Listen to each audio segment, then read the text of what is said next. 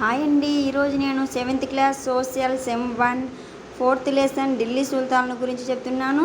ఈ ఢిల్లీ సుల్తాన్లు 13వ శతాబ్దం నుండి క్రీస్తు శకం 16వ శతాబ్దం వరకు మన భారతదేశాన్ని పరిపాలించడం జరిగింది. అయితే ఈ ఢిల్లీ సుల్తాన్ల గురించి తెలుసుకునే ముందు చరిత్ర గురించి తెలుసుకుందామండి. చరిత్ర అంటే గతాన్ని అధ్యయనం చేయడం, గతంలో జరిగిన అనేక అంశాలకు రుజువు చరిత్ర తెలుపుతుంది. ప్రాచీన యుగం నుండి ఆధునిక యుగం వరకు ఉన్న సామాజిక జీవనం, నియమ నిబంధనలు, సంస్కృతి, సాంప్రదాయాలు ఇలా అన్నింటినీ చరిత్ర తెలుపుతుంది. నైతికపరమైన అవగాహనకు మరియు దేశంలో తదాత్మకతకు ఈ చరిత్ర ఉపయోగపడుతుంది. ఈ చరిత్ర యొక్క ఆధారాలు 2 ఉన్నాయండి. చారిత్రక ఆధారాలు 2, అవి పురావస్తు ఆధారాలు, రెండవది లిఖిత ఆధారాలు. ఈ లిఖిత ఆధారాలని వాగ్మయ ఆధారాలు అంటారు. పురావస్తు ఆధారాలు ఏమేమి బయటపడ్డాయంటే కళాఖండాలు, నాణేలు, శాసనాలు, ప్రాంతాలు, కోటలు, దేవాలయాలు, స్తూపాలు, మఠాలు ఇవన్నీ ఉన్నాయండి పురావస్తు ఆధారాలు. ఈ కళాఖండాలు ఏమున్నాయో చూద్దామా. కుండలు, బొమ్మలు, పరికరాలు, ఆభరణాలు ఇవన్నీ బయటపడ్డాయి. నాణేలు, ఈ నాణేల్లో టంకా జిటాల్ నాణ్యం ఉందంట. ఆ కాలంలో, అదే ఢిల్లీ సుల్తాన్ల పరిపాలనా కాలంలో టంకా మరియు జిటాల్ నాణ్యాలు ఉన్నాయి. టంకా అనగా వెండి నాణ్యం, జిటాల్ అనగా రాగి నాణ్యం.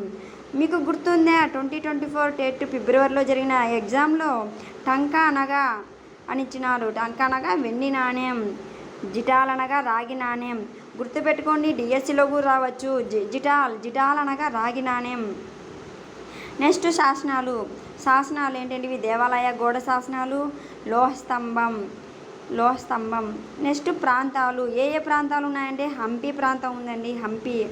నెక్స్ట్ కోటలలో కొండపల్లి కోటలు ఉన్నాయంట. కొండపల్లి కోట, అదే ఢిల్లీ సుల్తాన్ల పరిపాలనా కాలంలో కొండపల్లి కోటలు ఉన్నాయి.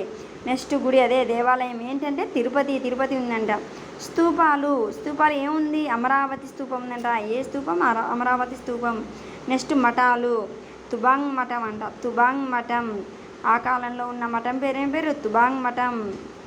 నెక్స్ట్ ఏంటివి వాగ్మయ ఆధారాలు, లిఖిత ఆధారాలు గురించి తెలుసుకుందాం.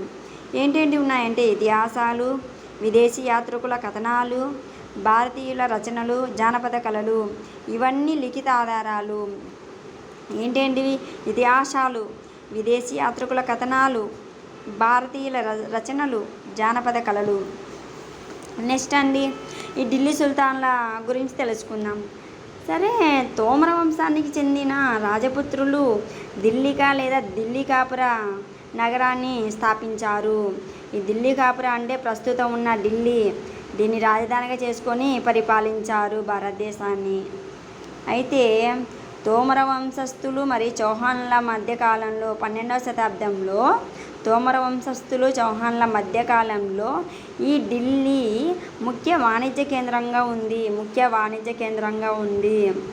తర్వాత రెండవ తైరాయిన్ యుద్ధం 1192లో పృథ్వీరాజ్ మహమ్మద్ గోరీ మధ్య జరిగింది. మహమ్మద్ గోరీ పృథ్వీని ఓడించారు. అంటే మహమ్మద్ గోరీ విజయం సాధించారని. మహమ్మద్ గోరీ కొన్ని రోజుల తర్వాత హత్య చేయబడ్డాడు. ఆ తర్వాత మహమ్మద్ గోరీ యొక్క ప్రతినిధి అయిన కుతుబుద్దీన్ ఐబాక్ ఈ బానిస వంశాన్ని స్థాపించాడు. సరే అండి, ఇప్పుడు ఢిల్లీ సుల్తాన్ల యొక్క వంశాలు ఏవే ఉన్నాయో తెలుసుకుందాం.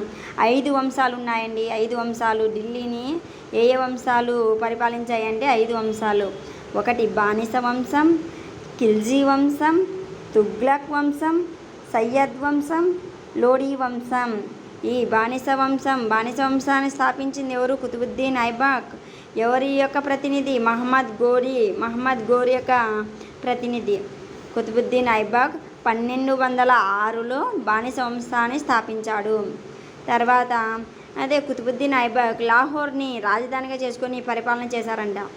లాహోర్ని రాజధానిగా చేసుకొని కుతుబుద్దీన్ ఐబాక్ పరిపాలన చేశారు. కుతుబుద్దీన్ తర్వాత ఇల్టుట్మిస్ ఢిల్లీని రాజధానిగా చేసుకొని పరిపాలన కొనసాగించారు. ఢిల్లీని రాజధానిగా చేసుకొని ఎవరు? ఇల్టుట్మిస్ పరిపాలన కొనసాగించారు. ఆ తర్వాత మూడో ఆమె రజియా సుల్తానా ఢిల్లీని సింహాసనాన్ని అధిష్ఠించింది.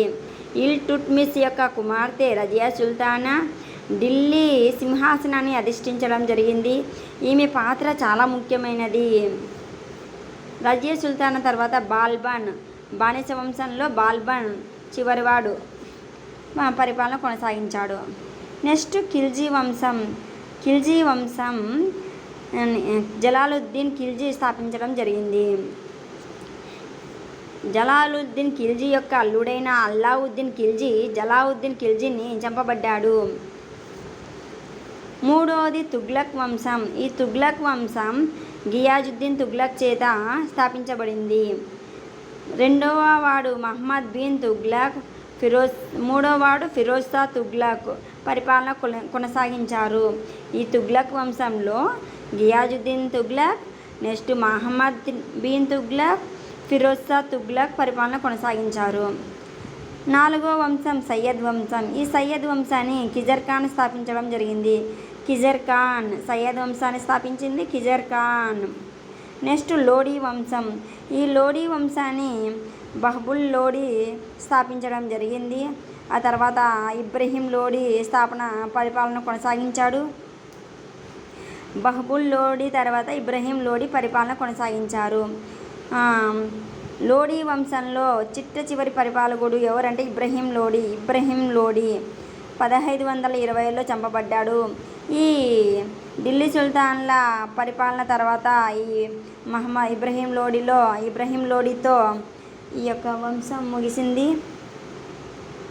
తర్వాత మొఘలు సామ్రాజ్యం రావడం జరిగింది. సరే, బాగా గుర్తుపెట్టుకోండి. బానిస వంశం 1206 నుండి 1290 వరకు కొనసాగింది పరిపాలన.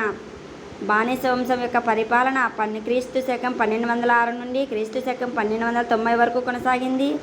ఖిల్జీ వంశం యొక్క పరిపాలన 1290 నుండి 1320 వరకు కొనసాగింది. గుర్తుపెట్టుకొని నేను క్రీస్తు శకం రాయలేదు, అంటే ఆటోమేటిక్గా మీరే అర్థం చేసుకోండి. క్రీస్తు శకం 1290 నుండి 1320 వరకు ఖిల్జీ వంశం పరిపాలన కొనసాగింది. మూడవది తుగ్లక్ వంశం. ఇది క్రీస్తు శకం 1360